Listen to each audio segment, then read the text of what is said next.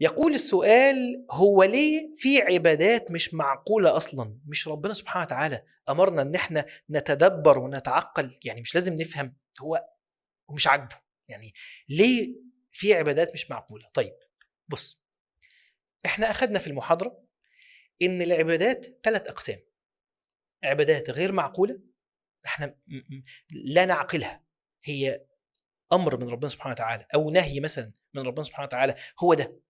وعبادات معقوله فاهمينها كويس قوي، تمام، وعارفين غرضها والمصلحه بتاعتها، انما التانية لا مش عارفين، تمام. وفي عبادات مركبه من الاثنين، واضح؟ يعني مثلا المعقول ده مثلا زي رد الدين، انما مثلا قلنا زي الحاجه اللي مش معقوله زي ايه؟ زي رمي الجمرات. اشمعنى 7؟ وليه نرمي اصلا؟ لو تيجي تفكر كده اهو، هي شعيره خلاص، هو ربنا سبحانه وتعالى امر بكده، فالموضوع منتهي. طيب، وفي بقى عبادات فيها الاثنين مركب، فيها جزء معقول وجزء غير معقول. انا بس عايز اقول لك حاجه: رقم 1 صلي على النبي صلى الله عليه وسلم. رقم 2 انت عبد، صح؟ وانا عبد، والعبد بيقول سمعنا واطعنا، وعشان خاطر احنا بنقصر فبنقول غفرانك ربنا، وعشان احنا نرجو الثواب من الله عز وجل فبنقولها كلها على بعضها ايه؟ واليك المصير. سمعنا واطعنا غفرانك ربنا واليك المصير. وانت لازم تفهم ده، ولازم تفهم ان انت مش مطلوب منك ان انت تسيب مكانك وترتفع لمكان مش مكانك وتبتدي تقيم هو ليه بيحصل وليه ما بيحصلش وليه يبقى فيه وليه ما يبقاش فيه. ده سوء ادب مع الله عز وجل. سامحني انا اسف، ما ينفعش.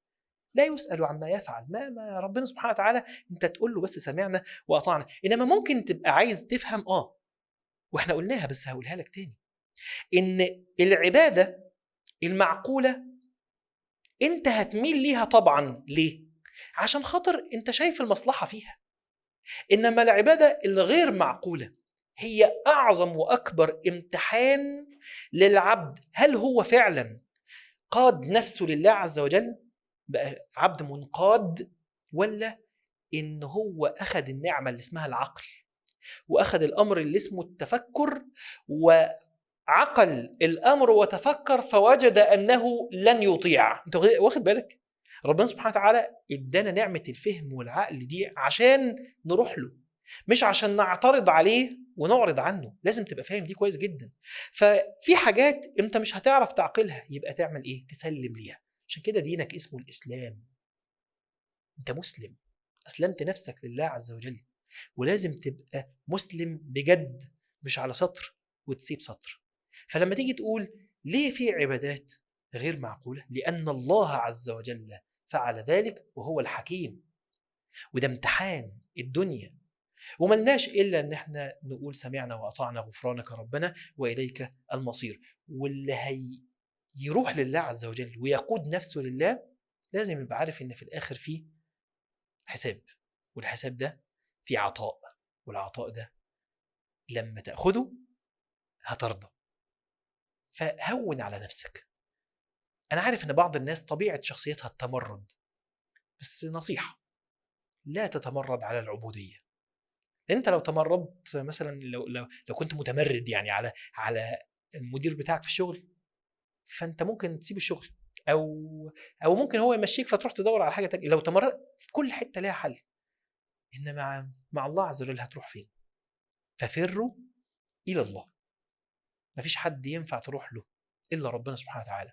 ولو هربت من سخط الله عز وجل فتقوم على طول تروح لربنا سبحانه وتعالى.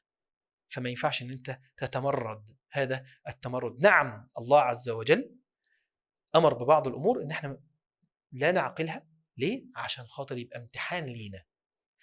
ما فيهوش حاجه انت شايف فيها المصلحه. اقول لك حاجه بالمناسبه: تخيل كان الحج او العمره في بلد مثلا زي تركيا مثلا، جبال كده وانهار وتلج وانت رايح في الوقت ده، هتبقى يعني هتروح للكعبه ولا هتروح عشان تتفسح وتعمل شوبينج وتبص على المناظر انما سبحان الله ربنا سبحانه وتعالى جعل الحج فين؟ في بيته، تمام؟ فين؟ في مكه. مكه بلد قاحله، لو رحت هناك مش هتروح الا لله عز وجل بس. مفيش حاجه تانية. ودي اللي ربنا سبحانه وتعالى أمرك بيها وأراد إن أنت تعملها وتقهر نفسك ليها، إن أنت تروح له حتى لو كان الأمر مش باين قدامك، طالما يعني حتى لو الأمر مش معقول قدامك، طالما الأمر وصل لك. يا رب يهدينا ويتوب علينا ويعنا على أن نقود أنفسنا لله عز وجل. جزاكم الله خيرا. السلام عليكم ورحمة الله.